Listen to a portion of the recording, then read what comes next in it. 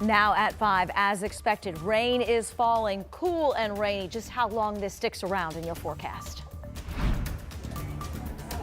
And guys, check this out. We are live at the kickoff for the FFA convention. Look how many kids are here right now. And there's more than are here right now. We're talking about the growth of this organization and the growth here in Indianapolis coming up.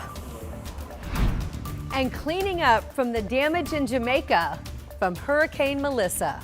What Hoosiers in the area are seeing tonight and where the storm's headed now. The Colts are prepping for a road test against the Pittsburgh Steelers here in Week 9. We go inside the locker room. That's coming up live from Indy. You're watching 13 News.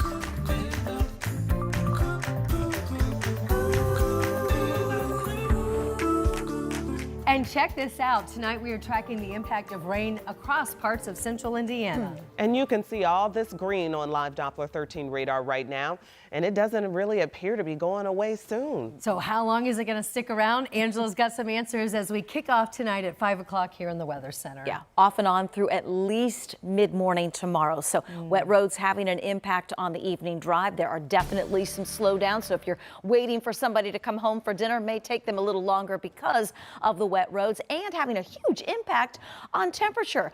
Didn't make it out of the 40s where the rain has been falling a good part of the day. 46 Columbus, 47 Bloomington, but where we've had some sunshine and dry weather, we're as warm as the upper 50s, nearing 60 across the northern part of our area. Here is radar showing you the latest loop of where the rain is and where it's moving up to the north and west. I'll give you a couple of local views. We do have rain across now Marion County. That's the reason for the slowdowns for the evening drive. Heaviest rain right now falling south of Nineveh, north of Columbus into Hope. And remember, this is drifting back to the north and west, so headed back into parts of Johnson County. We have steady rain falling in Bloomington, Ellisville, Spencer, and Martinsville. The rain will continue to fall. Future Track 13 doing a great job on the placement of this line of rain. Will be with us this evening with more rain possible tomorrow morning.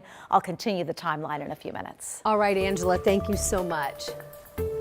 Happening now, it's the kickoff for the National FFA Convention, and it is once again right here in downtown Indianapolis. 71,000 students from all 50 states are here, and the organization says this event, it just keeps growing every year. Jenna Webster joins us live from the kickoff ceremony tonight at Lucas Oil Stadium. Jenna, 71,000, that's a lot of young folk.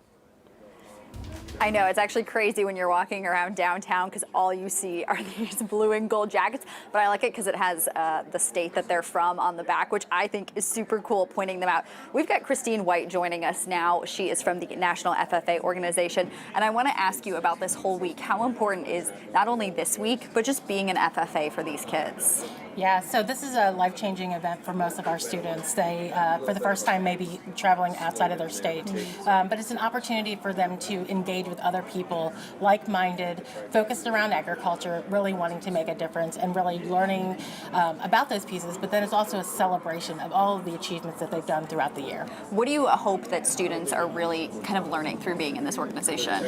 So our mission is premier leadership, personal growth, but it's really about making sure that we are creating the next generation of leaders who will change the world. And so whether they're on a national platform like here in Indianapolis for our convention, or they're going back home into their local communities, taking these skills and making them very transferable so that they can make an impact on that scale as well. Yeah, we love that. In the last few seconds I have you, we know this is not the last year that we're going to be in Indiana. You guys have big plans the next 15 years in Indiana. Yeah, we're excited to be here. Indianapolis is our home base for our organization, and this really is an opportunity for us to continue to be connected with the community, give back through our service projects, and really rely on the volunteers to help us do great work during this week. We love that, and we talked to Visit Indy earlier. They love that too. This is $40 million in economic impact for the city. We're going to be talking about that a little bit more with Visit Indy coming up tonight at 6, guys.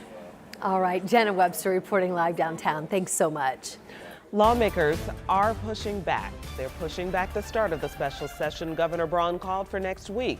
The House will not meet Monday. Yeah, that is new news today. And in fact, in just the last 2 hours now, we are hearing from the communications director for the state Senate Republicans. And she says it's not likely that the Senate will be ready to convene at all next week as they're working to determine when their members are available to come together. And that's not unusual. She tells us the legislature did not convene right away for the last special session, which you may remember that was back in 2022.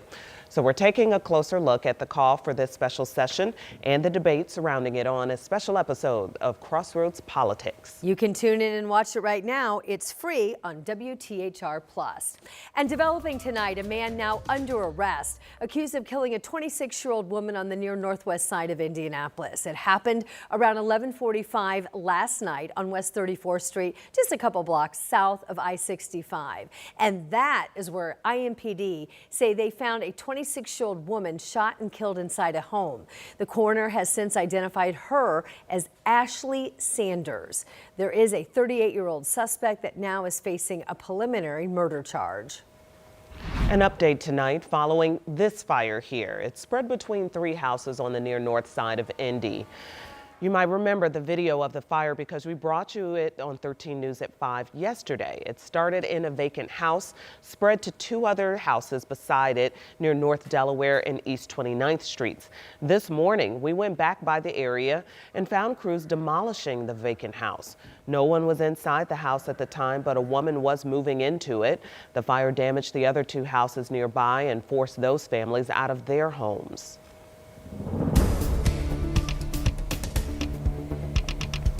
The images are now coming in, and this is a look at the damage tonight. This is in Cuba after Hurricane Melissa hit that island nation. You can see the trees hit the powerful winds. Winds brought the trees down and scattered them across the streets there, impacting how people are able to get out and about. The storm made landfall this morning as a dangerous Category 3 hurricane, and now it's headed for the Bahamas before it goes out into the Atlantic Ocean. Ed Augustin takes a closer look at the damage now in Havana, Cuba. Well, thankfully, at the point that I'm speaking to you, there have been no confirmed casualties, no confirmed fatalities. But the images that we're starting to see trickle out of the east of Cuba, both on social media and from the news agencies, are devastating. We're seeing homes that have collapsed in many an eastern province. We're seeing flash flooding in Santiago de Cuba, which is the second city. There have also been mudslides around Santiago de Cuba, so very, very scary for those in the States and those in Western Cuba that have got relatives worrying about mudslides of all things. So the pictures that we have are evidence that a huge hurricane swept the island, and the amount of territory that it covered, it's going to take a long time to really take stock of the full level of damage. I think the other thing I'd say is that there was an awful lot of rivers, especially in the provinces of Granma and Holguin, flooded an awful lot more than people were expecting last night. And some of the images of the amounts of flooding in a lot of municipalities in northeastern Cuba are really quite scary to watch. All right, thank you so much. So we were looking at those images there from Cuba. That's what's new today. But before that, Hurricane Melissa first made landfall a little bit further to the south in Jamaica. And we also know that there are some people from the state of Indiana who were there as that storm came through. Our Ella Roach checked in with them. She joins us now. And Ella, how are they doing? Are they safe? Yeah, good evening. They are safe. The Taylor family, they actually went to Jamaica for their 15th wedding anniversary on a trip. They are safe and they are okay, which is good news. They're hanging in there. And they described what they heard during the storm and the devastation they saw after it. Sheets of heavy rain poured down in Jamaica during Hurricane Melissa. Barb and Brian Taylor caught it all on camera. It's more like it's I don't know, catastrophic. We talked with them over the phone since the signal is too weak for a video call.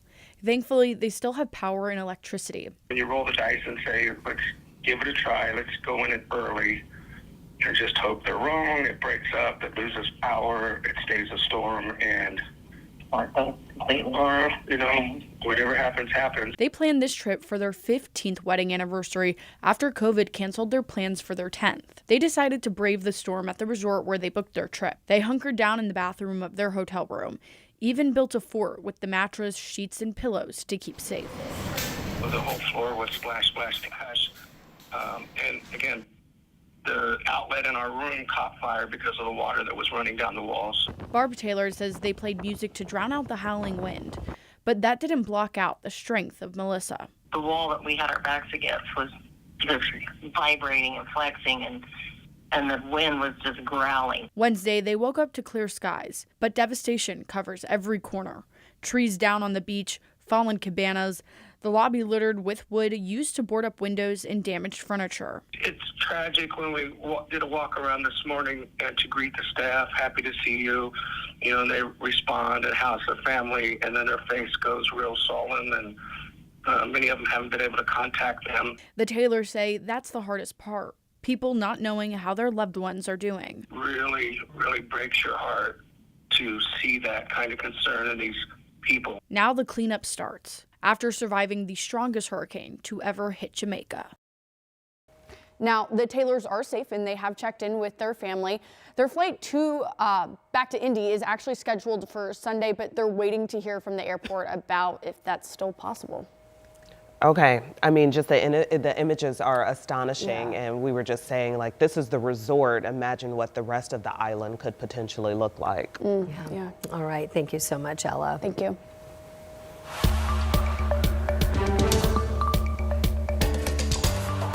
In the courtroom tonight, the basketball coach that IU Indianapolis fired back in May says he plans to sue Indiana University. Paul Casorio's attorney sent a tort claim notice to the university saying just that. The school claimed that the coach did not meet the university's values and standards after complaints from student athletes. The tort claim states an investigation, however, only substantiated 2 claims. One about Casorio cursing during practice, another about him bumping a player during a practice drill. The tort claim argues neither of those incidents violated university standards.